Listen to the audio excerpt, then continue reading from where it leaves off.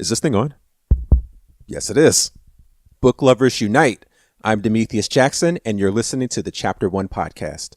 The greatest stories ever written all begin with Chapter 1. In each episode, our guest authors will share their first chapters with you. This is our very first episode, and today I'll be sharing the first chapter of my book, The Hero of Legend, for two reasons. Firstly, I forgot to schedule a guest this week. Hello, I'm new at this. And furthermore, I don't really know what I'm doing. So I'm just going to try to figure this out and work out a system before I invite an author on and subject them to whatever this is going to be. Okay, so let's drop that 10-second intro and we'll jump right into it.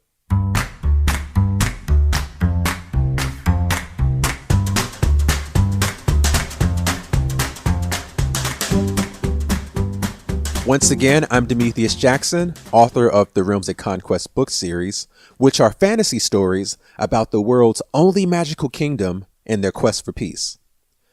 Since the kingdom's establishment, they fought against conquerors who only want the magic for themselves. They fought against other wizards who are only interested in power and control. They've even fought against their own citizens, people who are terrified of magic and really want nothing to do with it. Yet they refuse to leave the kingdom because it's their home too.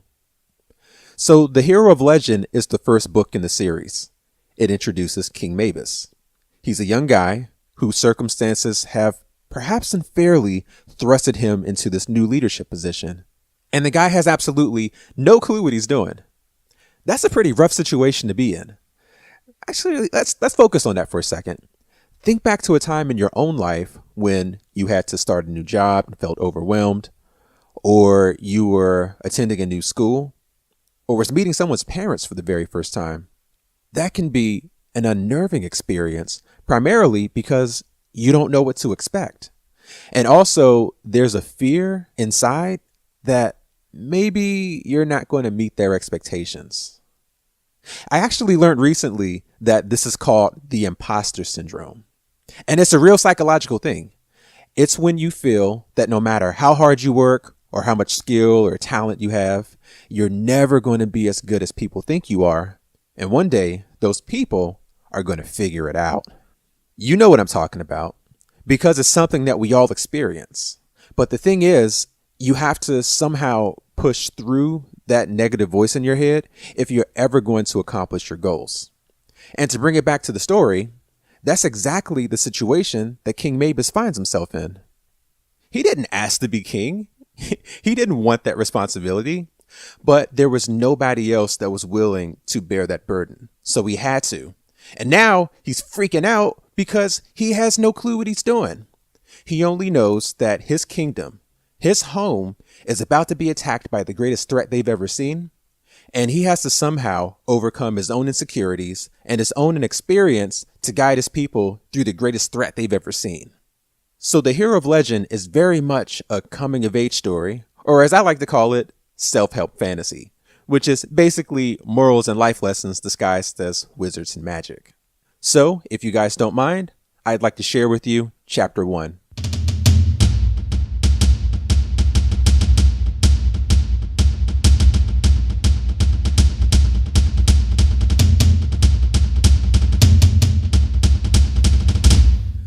The Realmsic Conquest, The Hero of Legend, Chapter 1.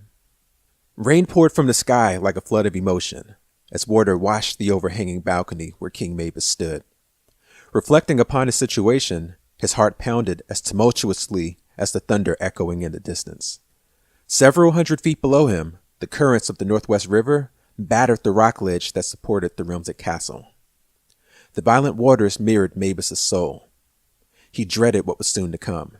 Yet he was determined to ensure that the falling rain would not mirror the tears of his people. Sighing heavily, he surveyed the horizon of the only magical kingdom in existence. This was his land, the realm. There was such beauty on its surface, but such tragedy within its heart. A crack of thunder again boomed from the heavens. From the corner of his eye, Maebus thought he saw a flicker of lightning. The dark clouds had gathered quickly on this day, yet weather had nothing to do with the impending storm that now worried him. Like the volatile atmosphere above him, the realm's natural condition had been an unyielding state of war for thousands of years. The discovery of magic initially divided the Realmsic people, and now it was magic that would decide its fate. His mind flew to the seemingly simple object that held the realm enthralled and compelled enemies to attack. The Realmsic crystal was the source of all magic, the prize that maintained and threatened the realm's very existence. Secretly, he loathed it. Yet duty obliged him to protect its power at all cost. Magic, came a voice behind him, as though the speaker had read his thoughts. It's both our blessing and our curse. Maebus turned swiftly to discover a dark-hooded man standing just a few feet from him. Did I interrupt you, brother? The man removed his hood, revealing a tempered smile. Never, Maebus laughed, relieved to see Grand Wizard Kilm. But I didn't hear you come in. Kilm was not only advisor to the kingdom, he was Maebus's lifelong and trusted friend. He sometimes wished they really were brothers. The two men clasped hands. Kilm walked past Maebus and leaned forward against the balcony. He stared through the rain. How appropriate, he said. A storm is actually coming. Unfortunately, the storm which you're referring to is already here. Maebus joined him and pointed in the direction of the distant western nations. War is upon us. The Grand Wizard chuckled. When is it not? For 2,000 years, our history has been an endless string of conflicts and conquerors. True, but not like this, not like him. Kilm's silence was evidence of his anxiety. Maebus knew that Kilm shared his unspoken fear that their defeat was inevitable. Never in history had the kingdom fallen, yet never had there been an enemy such as Damian. The wizard's gaze intensified upon Maebus, as though he could see through his friend's worn features into his soul. Does he worry you? Kilm asked. Maebus shook his head. It's not the man who worries me. It's the fervor in its voice. It's the intensity of his influence. What seems like overnight, one man spawned a legion of warriors. With them, he now unleashes merciless destruction. Where previous conquerors have demonstrated haste, this man is poised. His tactics, while seemingly erratic, are calculated, intricate, and unsympathetic. Our Realmsic army is sharpened by centuries of physical combat, but it isn't men they now fight against. It's ideology. Yes, Kilm said sharply, but at the basis of all ideology, there exists one fatal flaw, man's own desire to be more than he is. The warlord's tactics are different, I agree, but his motives are the same as those who came before him. Beyond his pretty words and promises is nothing more than common greed. Maebus walked from the balcony into his chamber, his brow furrowed in contemplation. He'd only recently become king, and still found the royal chamber to be uncomfortable. The decor, passed down from generations, felt foreign to him. The overcast skies did little to illuminate the dim interior. Aside from a single candle flame flickering against a cold draft, the room was blanketed in shadowy darkness. Maebus sighed yet again. Kilm stood in the doorway, silhouetted by the drab grayness of the world outside. It would be wise for us to acknowledge the unity they've created. Think of it, Kilm. Thousands of individually focused minds, all in one harmonious agreement to kill us. Kilm laughed uneasily. I would usually consider the union of minds a beautiful notion, if it didn't mean our own demise. Maebus smiled half-heartedly before lapsing into silence. Maebus, Kilm began, his dark eyes filled with concern. An attack upon the kingdom is imminent. Swords and magic will not be enough to face the sheer numbers that Damian will bring with him. How are we to defend our home when this man comes? Maebus thought a moment before he answered. I have a plan, but I need to speak with the council. Kilm pointed to the door. The council is already waiting for you.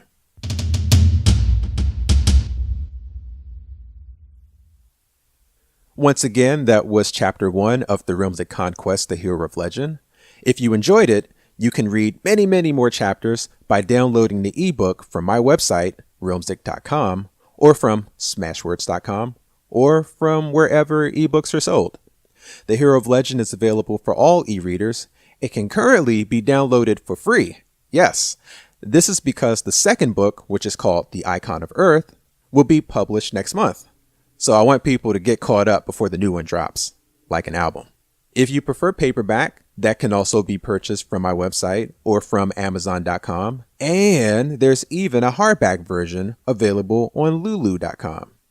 All of this information will be listed within the iTunes show notes. And perhaps most importantly of all, please, please, please review the book.